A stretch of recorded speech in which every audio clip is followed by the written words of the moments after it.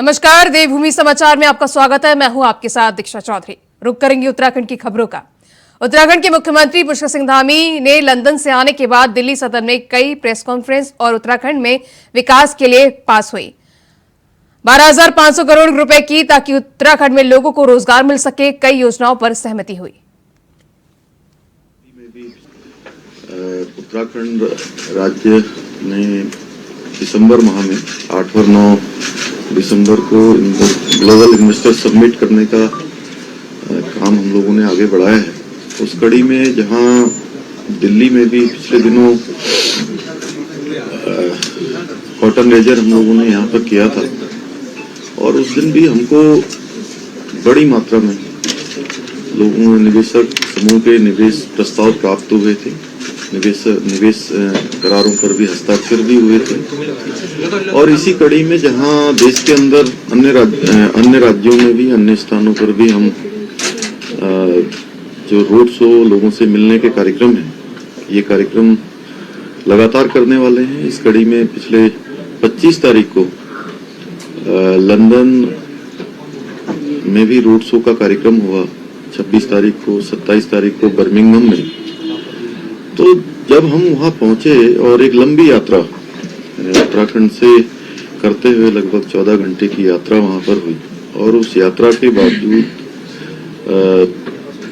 जब हम वहां पहुंचे तो जिस प्रकार से अप्रवासी उत्तराखंड के रहने वाले भाइयों ने, बहनों ने हम सभी पूरे प्रतिनिधिमंडल का वहां पर स्वागत किया और एक कल्चर जो उत्तराखंड का वहां पर उन्होंने अभी भी उसकी जड़ों से वो सब जुड़े हुए हैं, वो अपने आप में अभूतपूर्व था। लगातार विभिन्न प्रकार के जो हमारे वहां पर निवेशक समूह के लोग थे, उन सभी से हम लोगों ने अलग अलग भेंट की, रोड शो के माध्यम से उनके साथ संवाद किया और बहुत सारे करारों पर हस्ताक्षर भी हुए। अलग अलग एक दो करके 1-to-1 मीटिंगें भी वहां पर हुई और उन 1-to-1 मीटिंगों के माध्यम से बहुत सारे लोगों ने, जिन लोगों को जानकारी भी नहीं थी कि हमारा रोड शो होने वाला है, जब हम वहां पहुंचे और एक सकारात्मक रूप उनका दिखाई दिया। वो भारत के अंदर लोग काम करना चाहते हैं और उत्तराखंड भी आना चाहते हैं। और जो हाल ही में G20 की जो समिट यहाँ पर संपन्न हुई है हमारे आदरणीय प्रधानमंत्री नरेंद्र मोदी जी की अध्यक्षता में, भारत की अध्यक्षता में, उसका व्यापक असर आज विदेशों में देखने को मिल रहा है। किस प्रकार से लोग भारत के प्रति एक सकारात्मक बात करते हैं, एक लोगों का हमारे देश को देखने का नजरिया बदल गया है। मुख्यमंत्री पुष्कर सिंह धामी 4 दिवसीय लंदन दौरे से उत्तराखंड लौट रहे हैं। दौरे से लौटने पर भाजपा सीएम धामी का जोरदार स्वागत करेगी। बीजेपी प्रदेश अध्यक्ष महेंद्र भट्ट ने बताया कि सीएम धामी ने लंदन में 12,000 करोड़ का निवेश MOU साइन कराया है और प्रस्तावित दिसंबर महीने में ग्लोबल इन्वेस्टर समिट के लिए एक बेहतरीन माहौल तैयार किया है। साथ ही उन्होंने कहा कि उनके स्वागत के लिए मैं खुद एयरपोर्ट पर जाऊंगा। इस दौरान कई लोग मौजूद रहेंगे।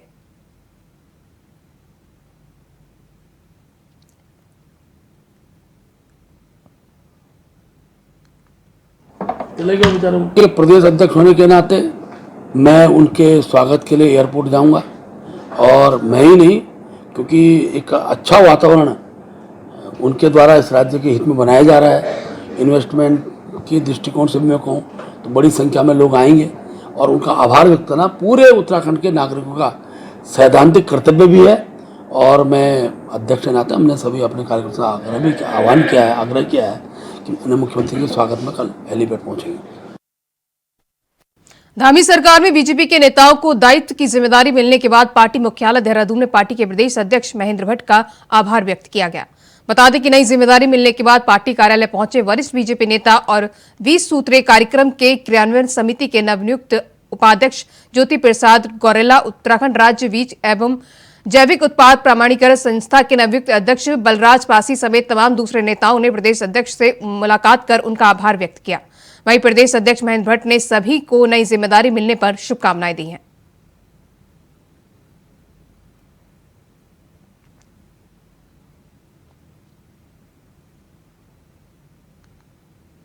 नामी सरकार में बीजेपी के नेताओं को दायित्व मिलने का सिलसिला शुरू हो चुका है।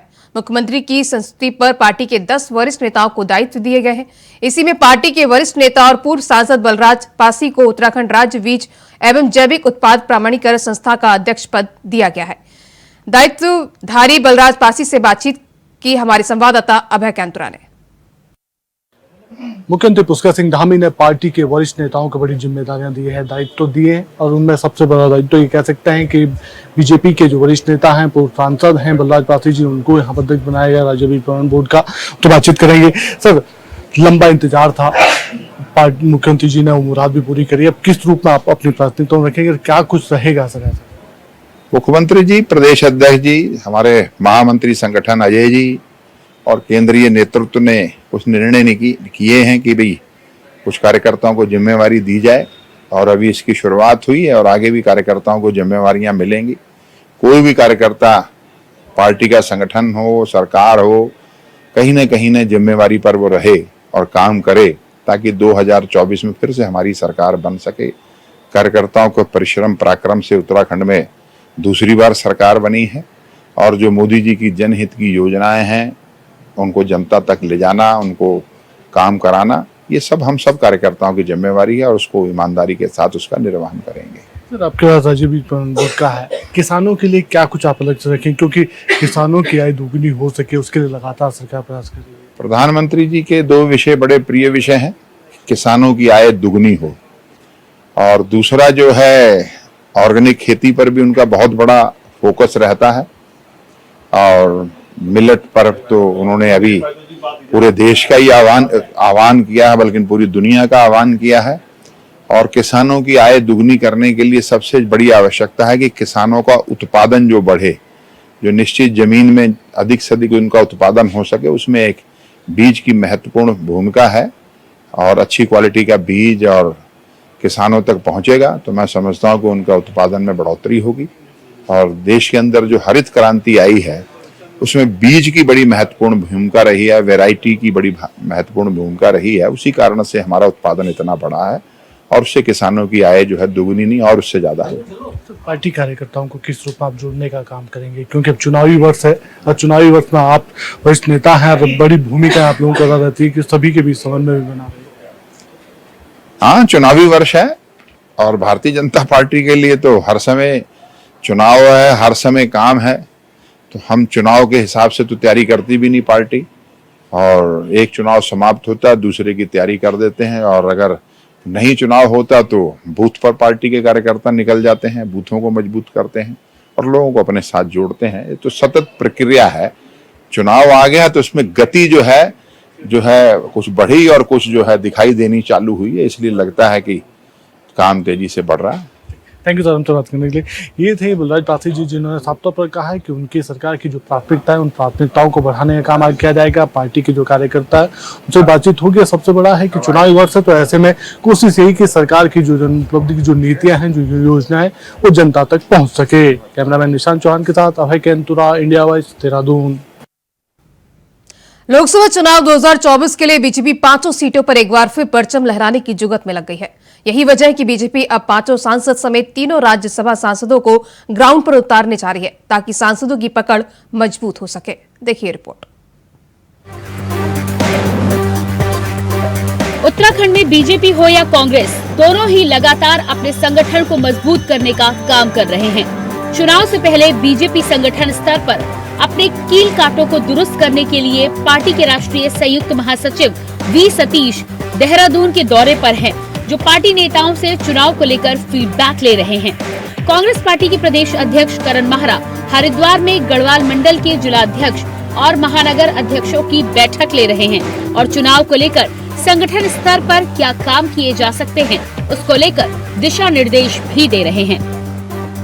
वी सतीश जी पार्टी के कार्यकर्ताओं से इंडिविजुअल बातचीत करते हैं। बहुत से ऐसे विषय होते हैं जो केंद्र चाहता है इसको इस रूप में इम्प्लीमेंट किया जाए, और कुछ विषय ऐसे राज्यों की परिस्थिति पर निर्भर करते हैं। तो इसी प्रकार से वी सतीश जी का 3 दिन का दौरा है।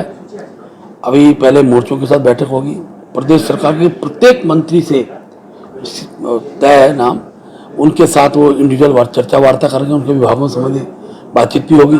राज्य के अंदर के राजनीतिक परिस्थितियों के साथ साथ संगठनात्मक स्वरूप पर भी वो फीडबैक लेंगे और केंद्र हमसे क्या अपेक्षा करता है और उस दिशा में क्या मार्गदर्शन का होगा वो मार्गदर्शन को प्राप्त होगा। चुनावी वर्ष है और भारतीय जनता पार्टी के लिए तो हर समय चुनाव है, हर समय काम है, तो हम चुनाव के हिसाब से तो तैयारी करती भी नहीं पार्टी, और एक चुनाव समाप्त होता है दूसरे की तैयारी कर देते हैं, और अगर नहीं चुनाव होता तो बूथ पर पार्टी के कार्यकर्ता निकल जाते हैं, बूथों को मजबूत करते हैं और लोगों को अपने साथ जोड़ते हैं। ये तो सतत प्रक्रिया है।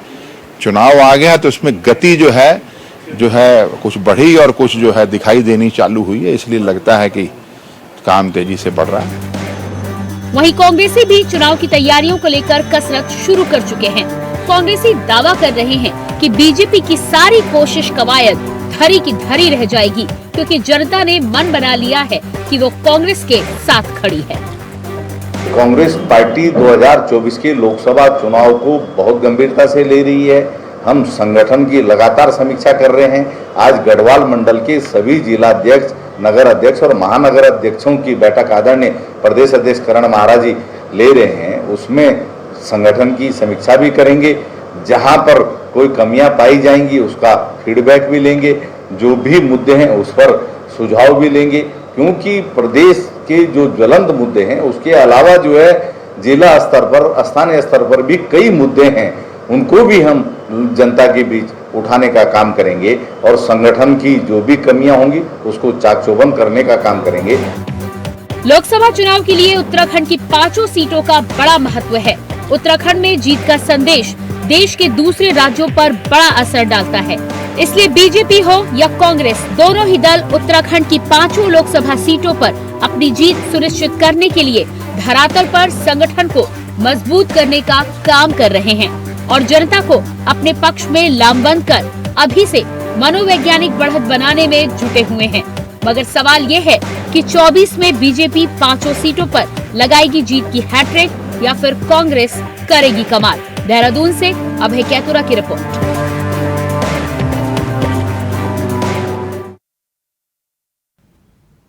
लोकसभा चुनाव को लेकर भाजपा की तैयारी जोरों से चल रही है। ऐसे में बीजेपी के वरिष्ठ नेताओं का भी उत्तराखंड दौरा लगातार जारी है। बता दें कि बीजेपी के राष्ट्रीय संयुक्त महासचिव संगठन बी सतीश का 3 दिवसीय उत्तराखंड दौरा है। इस दौरान बी सतीश सभी मोर्चा के साथ बैठक करेंगे। साथ ही प्रदेश सरकार के हर मंत्री से उनके विभागों से संबंधित चर्चा करने के साथ ही विधायकों और कार्यकर्ताओं से भी मुलाकात करेंगे।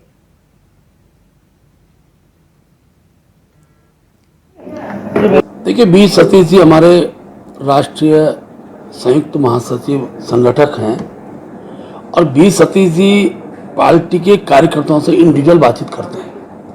बहुत से ऐसे विषय होते हैं जो केंद्र चाहता है इसको इस रूप में इम्प्लीमेंट किया जाए, और कुछ विषय ऐसे राज्यों की परिस्थिति पर निर्भर करते हैं। तो इसी प्रकार से बी सतीश जी का 3 दिन का दौरा है।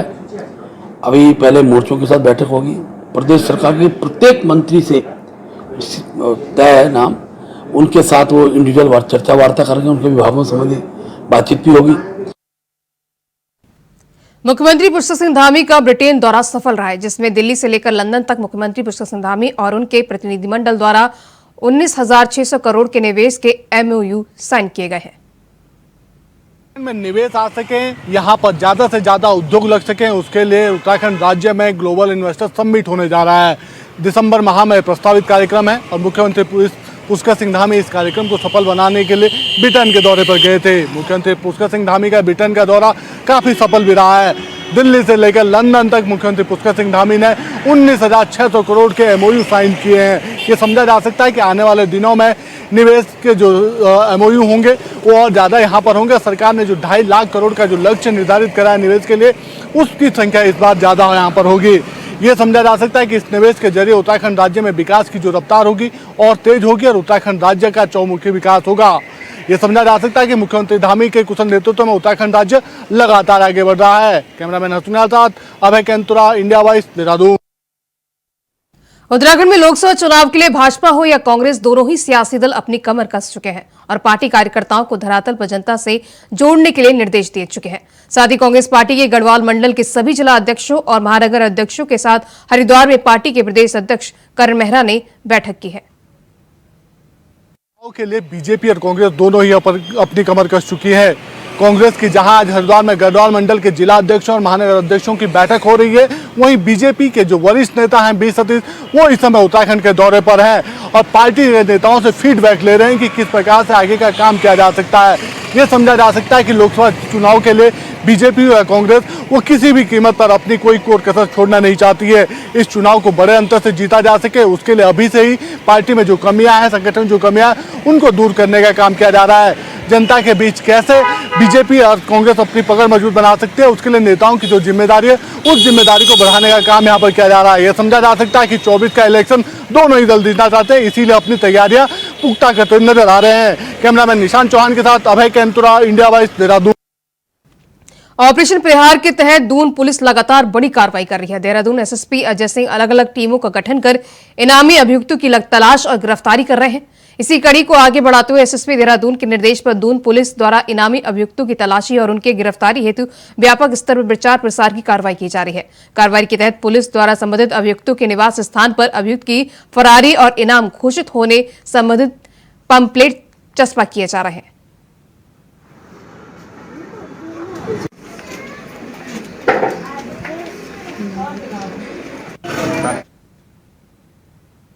चुनाव में महिलाओं को आरक्षण देने की बात करने वाली भाजपा भले ही केंद्र में 33% आरक्षण का विधेयक पास करवा चुकी हो, लेकिन पार्टी की कथनी और करनी में बड़ा फर्क नजर आने लगा है।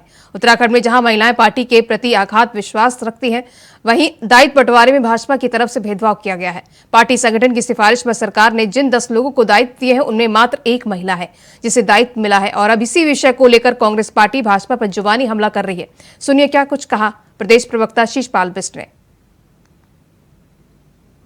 आप जो है महिला आरक्षण पर बड़ी बड़ी बातें करते हैं, लेकिन उसकी पोल तब खुल जाती है जब आप उसमें इफ एंड बट लगा देते हैं, तमाम कंडीशनें जोड़ देते हैं। आखिर महिलाओं को जो है आप सीधे आरक्षण क्यों नहीं देना चाहते, उनका अधिकार क्यों नहीं देना चाहते। और उत्तराखंड में आप देखिए कि अभी दायित्वधारियों की लिस्ट निकली, उसमें मात्र एक महिला को जो है स्थान दिया गया है, 9 जो है पुरुषों को उसमें स्थान मिला है। तो इससे आपके इरादे और आपकी मंशा साफ होती है। आखिर जो है महिलाओं को बराबर की हिस्सेदारी देने में आपको क्या दिक्कत है, क्योंकि मातृ शक्ति के नाम पर, महिलाओं के नाम पर आप बड़ी बड़ी बातें करते हैं, लेकिन आप जब उनको लाभ देने की बात है, उनको हिस्सेदारी देने की बात है, तब जो है आपके दावे हवाई साबित होते हैं। तो वो सच में धरातल पर नहीं उतरते। यही भाजपा का असली चाल चरित्र चेहरा है और यही इनकी कथनी करने का अंतर है। विश्व पर्यटन दिवस के शुभ अवसर पर चंपावत जनपद के सीमांत पर टनकपुर क्षेत्र में बहने वाली शारदा नदी में 3 दिवसीय राष्ट्रीय एंगलिंग और रिवर राफ्टिंग प्रतियोगिता का शुभारंभ हो गया। 27 सितंबर से 29 सितंबर तक चलने वाली 3 दिवसीय प्रतियोगिता में पूरे देश से एंगलिंग के लिए 29 प्रतिभागियों और राफ्टिंग प्रतियोगिता हेतु 15 टीमों ने प्रतिभाग किया। मुख्यमंत्री विष्णु धामी की पहल पर चंपावत जनपद को आदर्श जनपद बनाने की परिकल्पना को साकार करने और साहसिक खेलों को बढ़ावा देने हेतु जनपद के सीमांत क्षेत्र में इस प्रतियोगिता का आयोजन किया जा रहा है, जिससे कि चंपावत जनपद में पर्यटन को बढ़ावा मिले और जनपद विश्व पर्यटन में अपना स्थान स्थापित कर सके।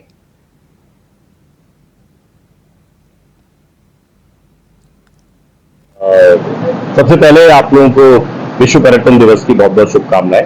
आज जैसे आप जानते हैं कि विश्व पर्यटन दिवस है, इसी ओकेजन को सेलिब्रेट भी करने के लिए हमने एक यहाँ पर नेशनल राफ्टिंग चैंपियनशिप करी। अब काली रिवर पे ये पहली बार राफ्टिंग चैंपियनशिप भी हो रही है और थोड़ा इस क्षेत्र को प्रमोट करने का विचार है। काली रिवर हमारा इतना अच्छा रिसोर्स है, आप देख रहे हैं कितनी अच्छी रिवर है पीछे जो आप देख रहे हैं। सो उसके साथ साथ हमने ये सोचा कि एंगलिंग को भी यहाँ पर बढ़ावा दिया जाए। हमारे यहाँ पंचेश्वर बड़ा अच्छा डेस्टिनेशन है। माशीर फिशिंग जो है, जो वर्ल्ड में जो है बहुत फेमस है, बहुत कम जगह पे ये फिश पाई जाती है और इसको टाइगर ऑफ द वाटर कहते हैं। तो इसके लिए जो है एंगलर आप देख रहे हैं कि दूर दूर से हमने बुलाए हैं और बड़े खुशी से ये लोग यहाँ पर आए हैं और अपनी फ्रेटर्निटी में ये बात फैला रहे हैं कि भाई उत्तराखंड अब जो है एंगलिंग के मामले में भी एक बड़ा कदम ले रहा है। उत्तराखंड गवर्नमेंट का मैं बहुत बहुत शुक्रिया करना चाहूँगा जो इतना अच्छा पहल करी है, क्योंकि एंगलिंग क्या है, एक तरह से आप कंजर्वेशन भी कर रहे हो, रिक्रिएशनल गेम है ये आपका एंगलिंग।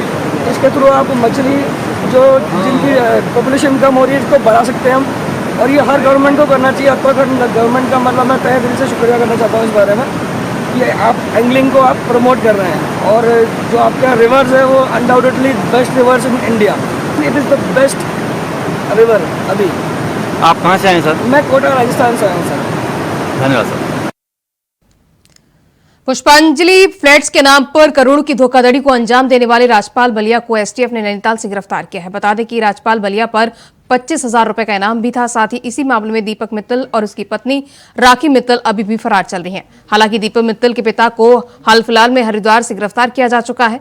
बता दें कि इसी मामले में पुष्पांजलि बिल्डर्स के नाम पर 9 अकाउंट फ्रीज भी किए गए हैं, जिनमें 2016 से लगभग 205 करोड़ का लेन देन हुआ है।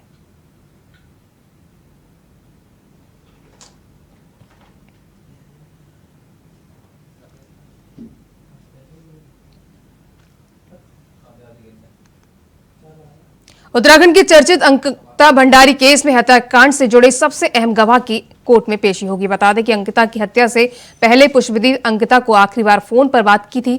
तभी अंकिता ने फोन पर अपने साथ अनहोनी की आशंका जताई थी। पुष्पदीप के एडीजी कोर्ट में बयान होंगे। अहम बयानों से हत्यारोपियों की मुश्किलें बढ़ सकती हैं। हत्याकांड में अभी तक 22 गवाहों के बयान दर्ज किए जा चुके हैं।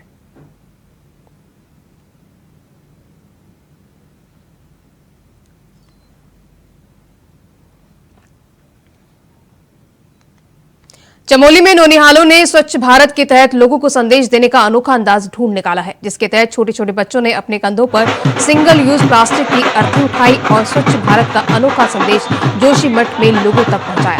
यहाँ छोटे छोटे बच्चे और पालिका कर्मियों ने सिंगल यूज प्लास्टिक की अर्थी उठाकर बाजार में ढोल नगाड़ों के साथ जुलूस निकाला। लोगों से सिंगल यूज प्लास्टिक इस्तेमाल न करने की अपील की, जिसके बाद बच्चों का यह अनोखा अंदाज देखकर सभी हैरान रह गए और बच्चों की इस अनोखे प्रयास की तारीफ भी की गई।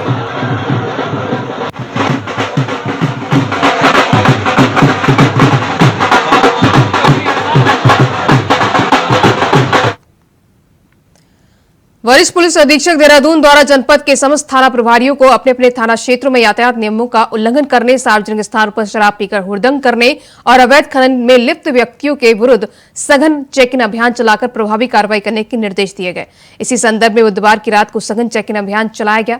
अभियान के दौरान अलग अलग थाना क्षेत्रों में race driving, drunk and drive का संदिग्ध रूप में घूम रहे व्यक्तियों के विरुद्ध प्रभावी कार्रवाई करते हुए एमवी एक्ट और पुलिस एक्ट तहत संबंधित व्यक्तियों के चालान किए गए, जिसमें race driving, drunk and drive में 30 वाहन सीज, यातायात नियमों के उल्लंघन में 16 वाहन और 95 चालान न्यायालय और 383 नगद चालान करते हुए 2,35,500 रुपए संयोजक शुल्क वसूला गया।